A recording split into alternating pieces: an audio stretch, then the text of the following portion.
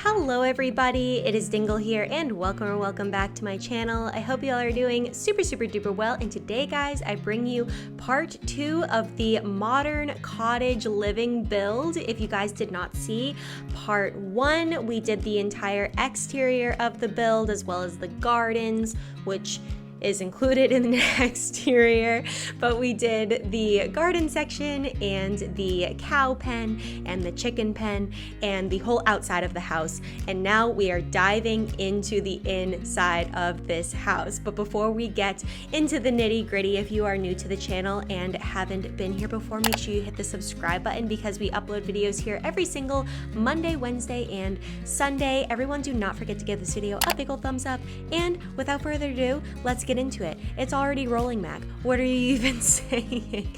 We also stream on Twitch on Tuesdays and Thursdays, and the reason I mention that is you'll see some little pop-ups and that really fast-moving cat up in the corner. The cat, their name is Yuki, hangs out with us and just welcomes everyone into the stream when they follow, when they come in, so it's really fun. But if you guys like watching live things, you know, hanging out with us live in real time, we do stream on Tuesdays and Thursdays, and it's so fun. You guys get to see firsthand this build come to life, and I'm actually side note, I'm actually a little embarrassed to say that this is my very first cottage living build, but this took, I don't think I'm exaggerating, like I think this took like maybe 6 streams to do total. It's probably more, and I'm probably giving myself a little grace by saying it's 6, but I build so slow. But I also feel like, now that I'm kind of talking it out, I also feel like when I'm building on stream it takes me 10 times as long than when than if I was building like by myself with like no distractions or no chat to pay attention to and like no one to talk to.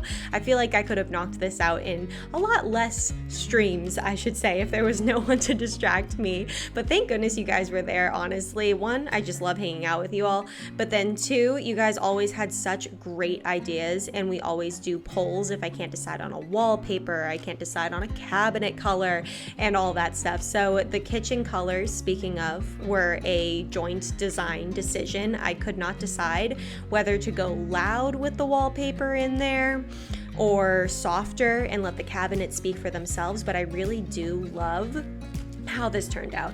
I love the sage green, literally so much sage. I say the word sage so often. Someone was like, that has to be your favorite word or your favorite color, because I am continuously using that word.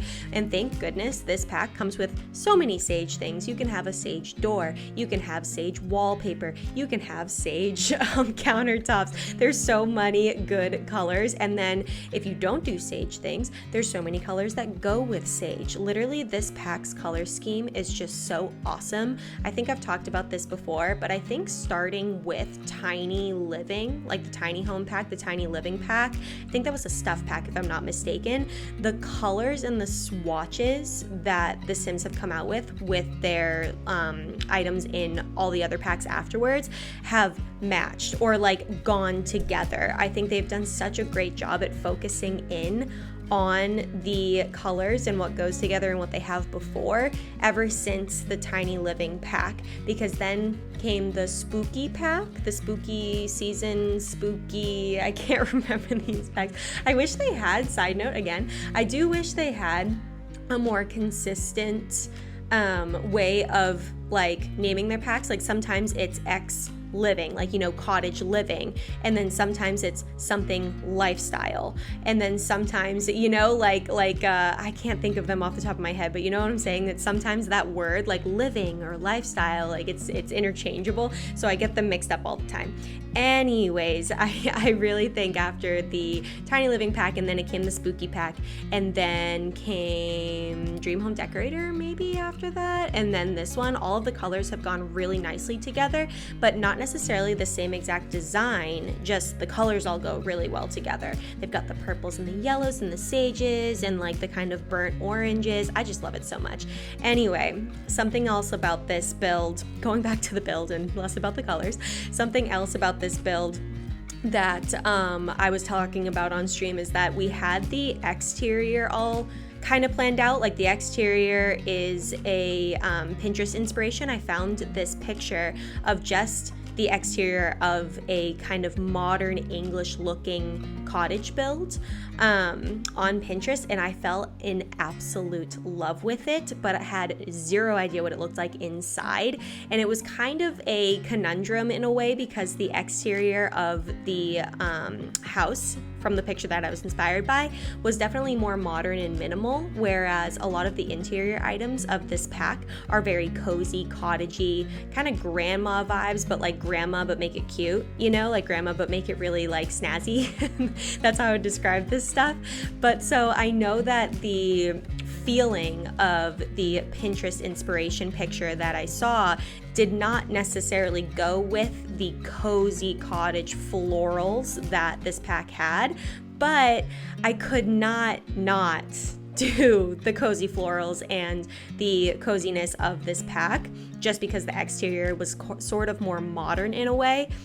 But I think we ended up balancing it out. Instead of doing the minimal gardens like the inspo picture had out front, we made sure to do kind of rolling English gardens and type of like patches of gardens here and there, and little vignettes and stuff like that. So I feel like we turned the modern type of vibe and we kind of kept a little bit of it, and what we loved about that inspiration brought it down or up a notch, however you look at it, as far as coziness level.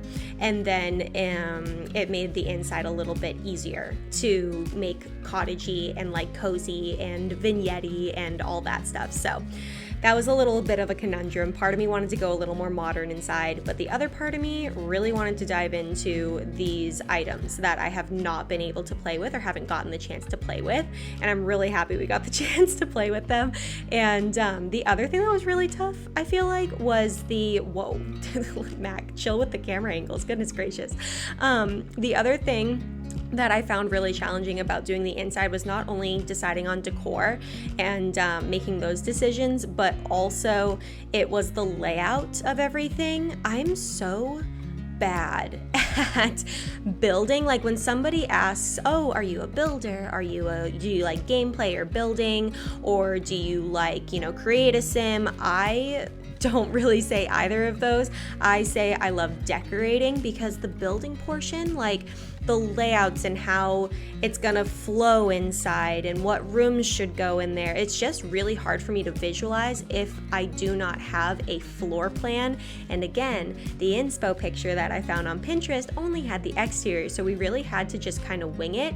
And what I wanted to do with the inside was make sure that I kept the English cottage kind of meandering house vibes, because I usually go with open concept. I feel like open concept is definitely my go-to. Because I personally love an open concept. I love an open concept when it comes to the living space, into the kitchen with bar stools at the island, and maybe there's like a big archway somewhere to open up the space if there's any separation at all. But I'm a big open concept person, and so without a floor plan to follow, and then knowing that I can't really go open concept, which is definitely my default, I have no idea how this turned out the way it did. If I'm being honest, I just gave it up to the Sims gods and let them take the wheel. And I really, really enjoy how it turned out. I love how the upstairs turned out. I love how the downstairs turned out. Literally so obsessed with it all. I cannot wait to get my Sims in here. I can't decide on the next stream if I'm gonna go back to the gameplay. We have a couple that we made when we were exploring the create a sim of this pack. I can't decide if we want to go back to that gameplay or revisit the challenges that I've been neglecting because this pack has come out. I have the Not So Berry challenge and the 100 baby challenge, and I feel like I haven't played those in forever, but I'm also really excited to progress the story of the Sims that we made specifically for cottage living. So I really can't decide. I'm probably gonna put a poll up in Discord before I go live tomorrow. Oh yeah, it is actually tomorrow, because I'm doing this voiceover literally probably an hour or so before you actually see this. So hello from the past, just about an hour. Hello. I hope you guys are doing well. I feel like the only room that I actually do want to revisit and change, not right now, but maybe when the Sims get to this cottage, because right now they're kind of in a starter cottage, and my goal is to move them into this cottage when they build up their farm and make some more money. But the room that I really want to revisit is the little boys room that I just did, the one right to the left of that bathroom. I don't know what it is. I don't know what it is. I don't think I like how it turned out, but I didn't know what else to do. But on the flip side of it, the master bedroom, I really like how it turned out because it's got this little bed nook in it. None of this is play tested yet, so the bed nook might not even be playable, not really sure. But I love how the master turned out, and I love how the little girl's room turned out. I really can't wait to grow a family here. I can't wait to like grow generations when it comes to the cottage living. I might actually, maybe it should be like a legacy challenge of sorts. I have never looked up the official rules of the legacy challenge. I just assume that I don't know, I could potentially play however I want, but maybe not. Maybe it'll just totally ruin the cottage vibes, but I'll definitely have to look into it. But either way, the little girl's room, I love how it turned out. Honestly, the wallpaper was actually made for this. So freaking pumped about it. Oh my gosh, I just love how everything turned out. Enjoy some aesthetically pleasing screenshots of this build. I actually don't have any screenshots yet for the upstairs, so if you would like to see those will be on my Simstagram very, very soon. I will leave that linked down below. It's just at MacSimsGoal. But anyway, my friends, if you enjoyed this speed build and haven't hit the subscribe button yet, make sure you do so down below because we upload here every single Monday, Wednesday, and Sunday. Go ahead, follow our Twitch channel because we go live there on Tuesdays and Thursdays, and I will catch you all in the next one, my friends. I'll see you later. Bye!